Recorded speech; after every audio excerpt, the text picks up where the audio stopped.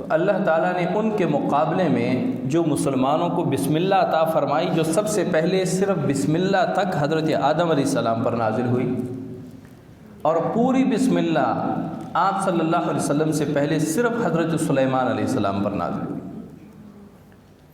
اسی لیے تو حضرت سلیمان علیہ السلام نے جب ملکہ بلقیس کو خط لکھا تو اس پر شروع میں لکھا انہ من سلیمان و انہ بسم اللہ الرحمن الرحیم۔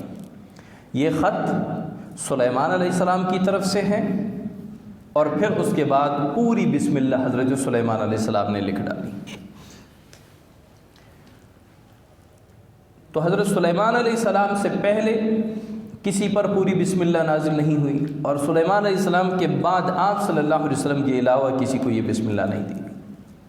تو اللہ تعالیٰ نے اس میں اپنے 3 بابرکت نام رکھے، بسم اللہ الرحمن الرحیم، اللہ اور رحمان اور رحیم۔